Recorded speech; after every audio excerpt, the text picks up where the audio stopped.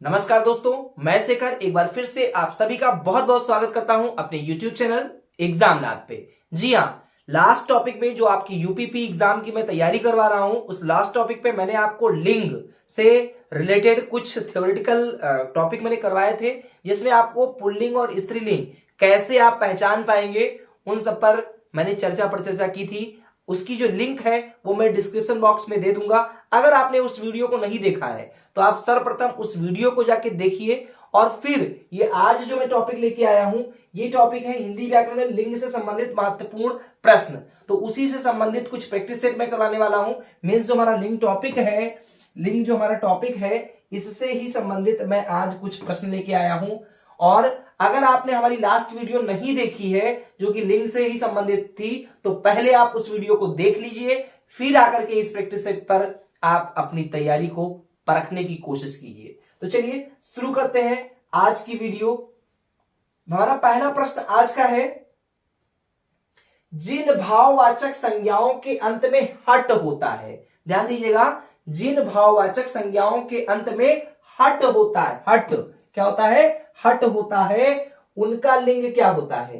Pulling होता है, स्त्रीलिंग होता है, नपुंसक लिंग होता है या उभय लिंग होता है? तो इसका जो राइट आंसर है वो है ऑप्शन बी, मींस स्त्रीलिंग। बिल्कुल ऐसे शब्द जो क्या है, जिनके अंत में हट होता है, वे ऐसे भाववाचक संज्ञाओं के अंत में जिनके अंत में क्या लगा हो, हट लगा होता है, वह स्त्रीलिंग होते हैं दोस्तों। और आपको बता दूं, हिंदी में नपुंसक लिंग होता ही नहीं है। ध्यान दीजिएगा, नपुंसक लिंग हिंदी भाषा में नहीं होता है। तो आपको यहां पर ध्यान रखना होगा कि जिन भाववाचक संज्ञाओं के अंत में हट शब्द लगा होता है, वह हमारे क्या होते हैं, वो हमारे स्त्रीलिंग होते हैं। क्या होते हैं? स्त्रीलिंग होते हैं प्यारे भाइयों बहनों।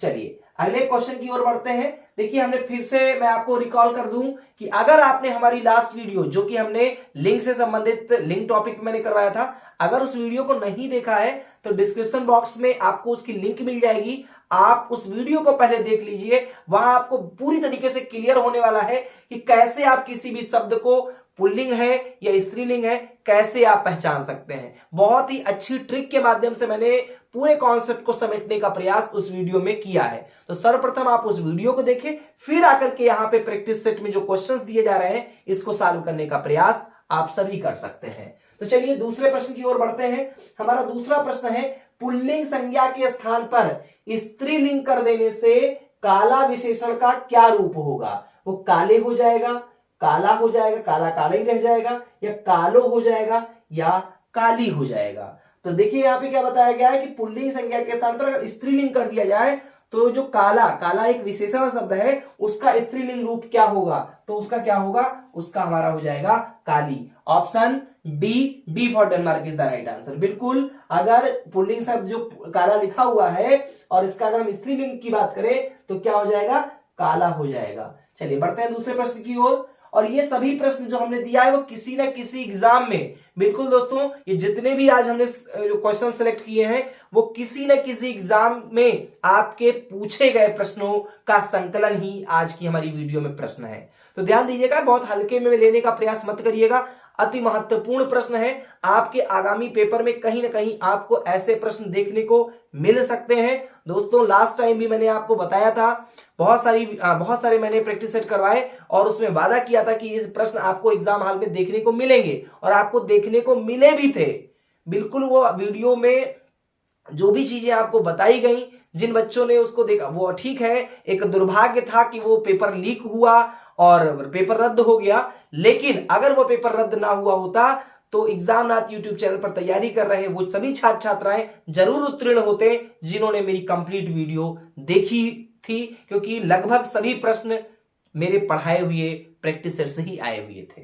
तो चलिए बढ़ते हैं तीसरे प्रश्न की ओर। तीसरा प्रश्न हमारा है, कव्वाली शब्द में कौन सा लिंग है? कव्वाली शब्द जो है उन्होंने कौन सा लिंग है? पुल्लिंग है, स्त्रीलिंग है, नपुंसक लिंग है या उभय लिंग है? तो इसका जो राइट आंसर है वो है option B for Bombay is the right answer. बिल्कुल, कव्वाली शब्द जो है इसमें कौन सा लिंग है? तो ध्यान रखिएगा कि कव्वाली शब्द में स्त्रीलिंग है। कौन सा लिंग है? स्त्रीलिंग है दोस्तों। ठीक है, बढ़ते हैं अगले प्रश्न की ओर। हमारा अगला प्रश्न है आज का, संज्ञा के जिस रूप से स्त्रीत्व का बोध होता है उसमें कौन सा लिंग होता है? तो देखिए स्त्री का जिसमें बोध होगा वो क्या होगा? बिल्कुल आपको पता है कि वो क्या होगा?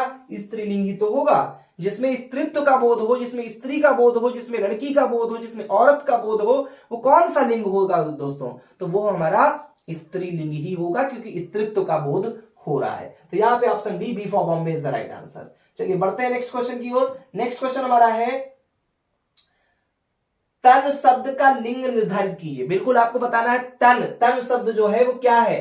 पुल्लिंग है, स्त्रीलिंग है, उभयलिंग है या नपुंसक लिंग है? तो इसका जो राइट आंसर है वो है हमारा पुल्लिंग। मैंने आपको लास्ट क्लास जो मैंने लेक्चर वाली क्लास ली थी उसमें बताया था कि जितने भी शरीर के अंग होते हैं वो सब हमारे पुल्लिंग होते हैं। ध्यान दीजिए तन शब्द का जो लिंग निर्धारण है तो वो तन शब्द क्या है? यह पुल्लिंग होता है दोस्तों। A for America is the right answer. चलिए बढ़ते हैं नेक्स्ट क्वेश्चन की ओर। हमारा अगला प्रश्न है निम्न में से कौन सा शब्द स्त्रीलिंग है? आपको 4 ऑप्शन दिए गए और बताना है आपको कौन सा ऐसा शब्द है जो स्त्रीलिंग का है। प्रभाव है, भाषा है, निर्माण है या विवाह है? तो इसका जो राइट आंसर है वो है भाषा।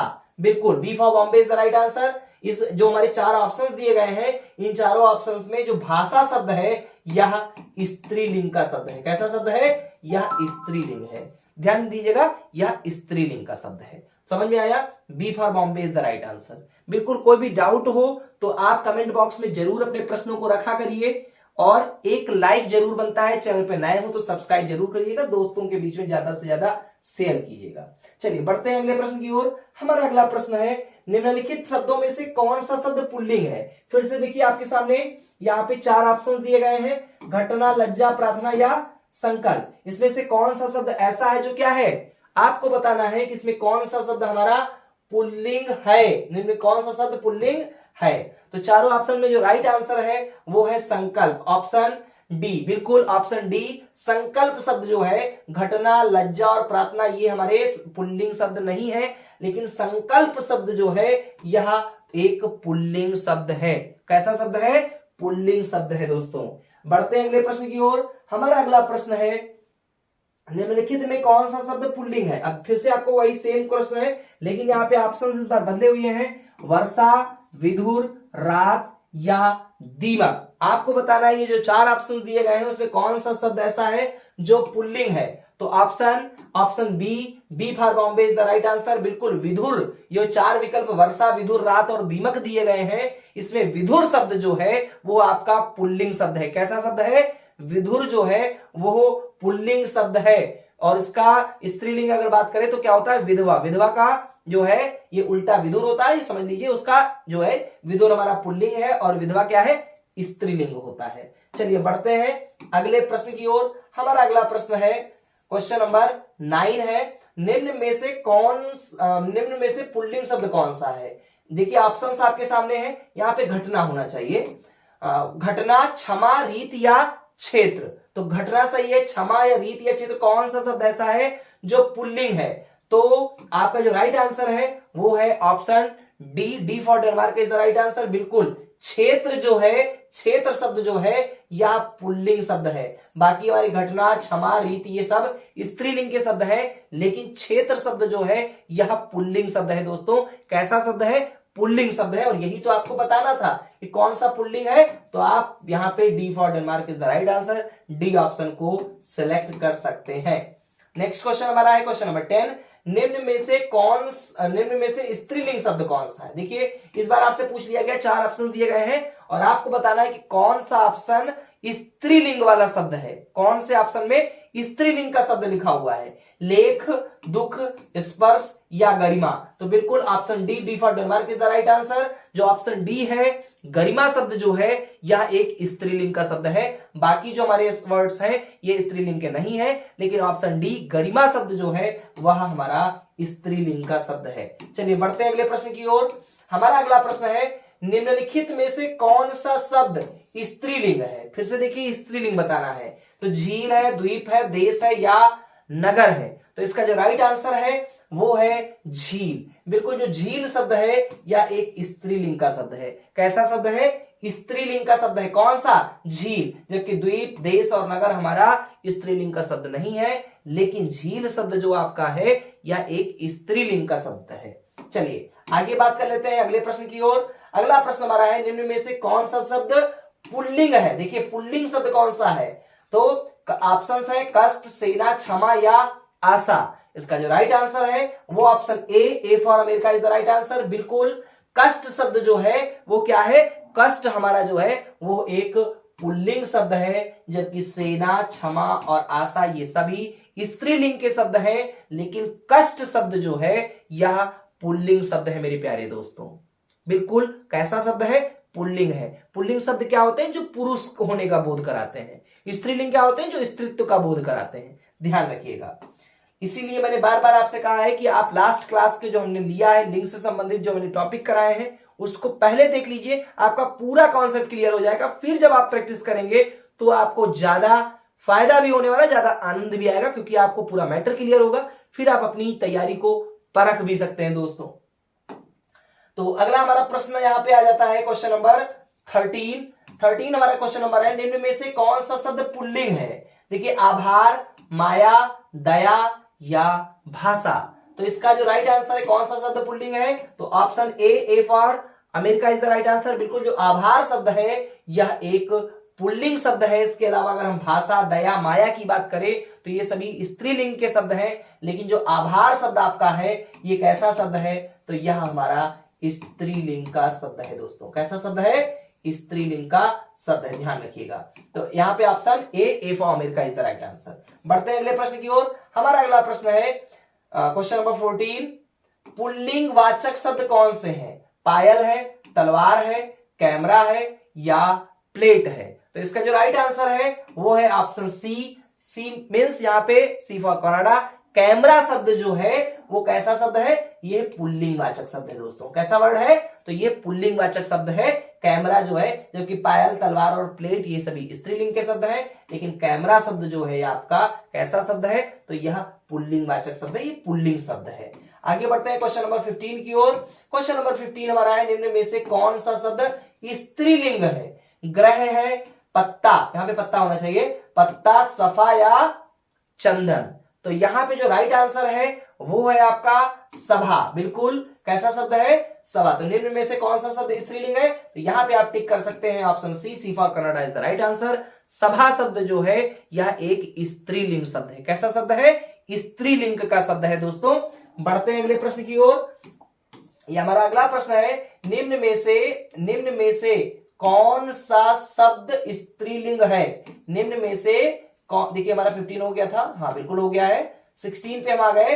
निम्न में से कौन सा शब्द स्त्रीलिंग है? रूप है, विवाद है, आय है या सार है। तो इसका जो राइट आंसर है, स्त्रीलिंग आपको बताना है, और स्त्रीलिंग यहाँ पे कौन सा शब्द है, आय। तो option C for Canada is the right answer. आय शब्द जो है वो हमारा कैसा शब्द है, वो हमारा स्त्रीलिंग का शब्द है दोस्तों। कैसा शब्द है, स्त्रीलिंग का जो है शब्द है। नेक्स्ट बढ़ते हैं क्वेश्चन नंबर 17 पे। क्वेश्चन नंबर 17 हमारा है, निम्नलिखित में से कौन सा शब्द पुल्लिंग शब्द है? पुल्लिंग शब्द आपको छांट करके बताना है। आहार, चाहत, रंगत या मेहनत। तो यहां पे जो राइट आंसर है वो है आहार। बिल्कुल दोस्तों, पुल्लिंग शब्दों की अगर हम बात करें तो आहार शब्द जो है यह पुल्लिंग शब्द है। कैसा शब्द है, पुल्लिंग शब्द है। इन 4 ऑप्शंस जो दिए गए हैं उसमें मेहनत नहीं, रंगत, चाहत ये सभी पुल्लिंग शब्द नहीं है, जबकि आहार शब्द हमारा क्या है, यह पुल्लिंग शब्द है। बढ़ते हैं क्वेश्चन नंबर 18 की ओर। भील का स्त्रीलिंग है। देखिए भील शब्द जो है इसका स्त्रीलिंग क्या होगा? भालना होगा, भालू होगा, भीलनी होगा या भीलिनी होगा। तो इसका जो राइट आंसर है वो है हमारा option C for Canada is the right answer. बिल्कुल भील का जो स्त्रीलिंग है वो क्या होता है, वह हमारा भीलनी होता है। क्या होता है, भीलनी होता है। बिल्कुल क्या होगा, भीलनी। ध्यान रखिएगा, यहाँ पे option C for Canada is the right answer. Bhil का जो स्त्रीलिंग है वो भीलनी होता है। बढ़ते हैं क्वेश्चन नंबर 19 की ओर। स्त्रीलिंग शब्द है, आपको तलाशना है कि 4 जो ऑप्शंस दिए गए हैं उनमें से कौन सा शब्द आपका स्त्रीलिंग का है। सनक है, सलाद है, सारस है या सलाम है। तो जो आपका आंसर है वो है option A for America is the right answer. सनक शब्द जो है ये स्त्रीलिंग शब्द है, जबकि सलाद, सारस और सलाम ये सभी स्त्रीलिंग के शब्द नहीं है दोस्तों। बढ़ते हैं अगले प्रश्न की ओर, और ये हमारी सीरीज का आज का लास्ट क्वेश्चन होगा। कौन सा शब्द स्त्रीलिंग शब्द है। तिल है, छाछ है, टेसु है या काढ़ा है। तो यहां पे जो राइट आंसर है वो है छाछ। बिल्कुल, छाछ शब्द जो है, चार ऑप्शन जो दिए गए हैं इनमें जो छाछ शब्द है ये है हमारा स्त्रीलिंग का शब्द है, जबकि तिल, टेसु और काढ़ा ये सभी स्त्रीलिंग के शब्द नहीं है। दोस्तों उम्मीद करता हूं ये वीडियो आपको अच्छी लगी होगी। बिल्कुल उम्मीद करता हूं आपको ये वीडियो अच्छी लगी होगी। अगर आपको वीडियो अच्छी लगी है तो आप एक लाइक जरूर दे के जाइएगा और चैनल पे नए हो सब्सक्राइब कर लीजिएगा, जिससे आपको समय समय पर इसी टाइप की महत्वपूर्ण videos UPP Uttar Pradesh police constable परीक्षा तैयारी कर रहे छात्र छात्राओं को मिल सके, आपको मिल सके। आप ज्यादा से ज्यादा दोस्तों के बीच में शेयर करिएगा। Thanks for watching. बहुत बहुत धन्यवाद। जय हिंद।